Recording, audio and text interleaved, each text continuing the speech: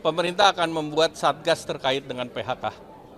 Ya, sehingga yang kita lihat adalah fundamental industrinya. Saya mengucapkan selamat kepada Kadin yang sudah melakukan Rapimnas sekaligus pengukuhan pengurus Kadin yang jumlahnya triple digit.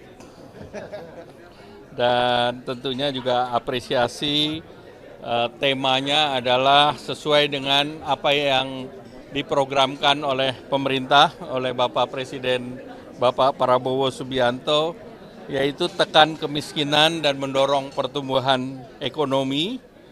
Dan tentunya kita melihat di tengah pertentangan global, keberadaan Kadin ini menjadi penting untuk menjaga, satu adalah daya beli nasional, kedua untuk mendorong agar kelas menengah tetap tumbuh, dan ketiga mendorong investasi.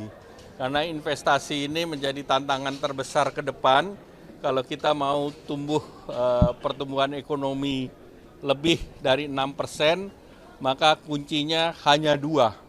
Satu, menjaga daya beli masyarakat, yang kedua meningkatkan investasi, ketiga tentu penciptaan lapangan kerja yang otomatis akan mengurangi kemiskinan. Target Pak Presiden tentu kemiskinan mendekati nol, dan juga kita menargetkan pertumbuhan ekonomi dalam 2 tahun ke depan bisa mencapai 7 atau 8%. Nah, pemerintah juga akan terus melanjutkan hilirisasi, dan hilirisasi tentu didorong untuk menambah devisa. Pemerintah sendiri sedang mengkaji untuk devisa hasil ekspor yang kemarin 3 bulan waktunya diperpanjang lagi, tetapi sektornya adalah sektor mineral dan juga perkebunan. Karena kita sangat membutuhkan dolar ke depan, dan itu hanya bisa kalau kita menghasilkan devisa. Nah, salah satu quick yield adalah pengembangan pariwisata. Karena pariwisata kita punya destinasi yang banyak, tetapi yang kita perlukan adalah jembatan udaranya.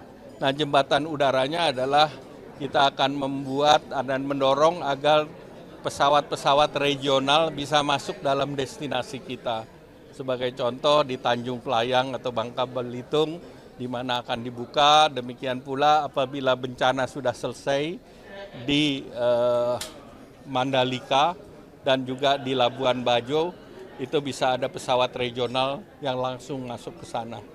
Nah, tentunya dengan adanya pariwisata itu akan menyerap tenaga kerja, mendorong UMKM makanan minuman. Nah, ini menjadi penting, dan hospitality.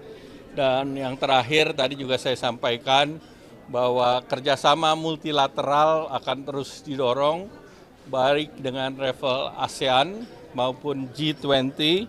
Kemudian juga Indonesia sedang berproses di dalam finalisasi EU-SEPA dengan Eropa, kemudian juga dengan proses aksesi OECD yang kemarin sekjennya ke sini, dan kita juga sedang berbicara dengan negara-negara BRICS.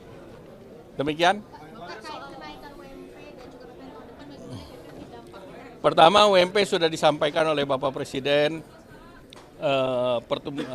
UMP-nya di 6,5%. Tadi saya sudah sampaikan kalau untuk PPN, tadi saya beri kuasa pada anggota Komisi 11 yang ada di DPR, yang ada di Kadin. Ada kekhawatiran akan ada PHK?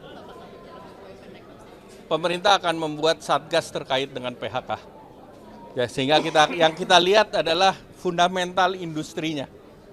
Jadi nanti kita akan pelajari di sana. Ya.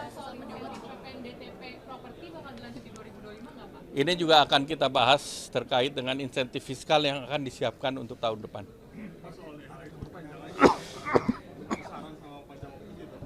Masih akan dikaji, dalam waktu dekat akan diumumkan.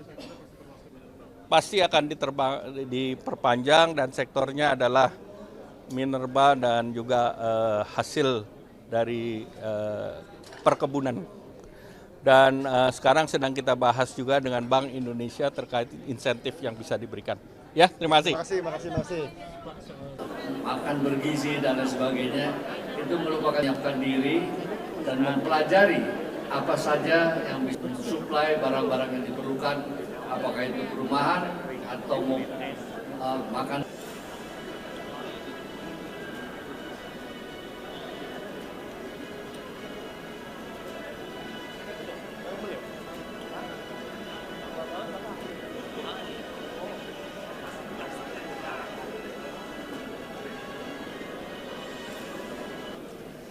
Teman-teman silakan masuk.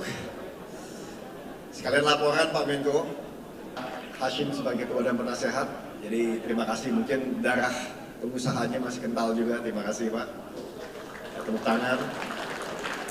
Dan tadi juga dihadiri oleh 30 yaitu asosiasi dan himpunan. Jadi kalau perusahaan Pak Menko, pemegang sahamnya sebenarnya 2 Pak.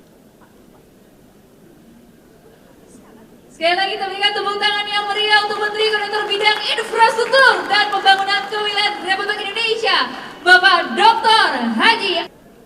Assalamualaikum warahmatullahi wabarakatuh. Selamat siang dan salam dan berbahagia. Hari ini bisa hadir 2024 sekaligus bersilaturahmi dan menyapa Pak Bung Anindya Bakri. Tepuk tangan untuk Mas Anin. Sudah cukup lama kita. Jadi saya tidak akan lama-lama di sini. Saya awal ini sebagai wujud kebersamaan. Tadi Mas Anin betul menyampaikan sebagai penting. Tekan kemiskinan, poverty. Bagian mengatakan ambisius. Tetapi kalau bukan kita yang bekerja, dan ini yang diharapkan menjadi yang disampaikan dalam berbagai kesempatan oleh Bapak Presiden Prabowo Subianto tergantung kepada kita.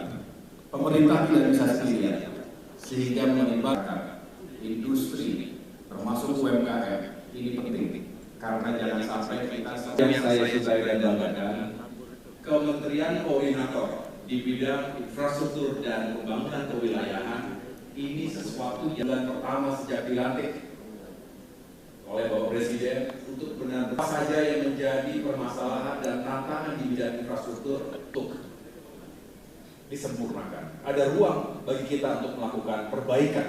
Sesuatunya lebih terintegrasi, lebih well planned dan rencana tata ruang wilayah, rencana detail tata ruang agar pengurusan nanti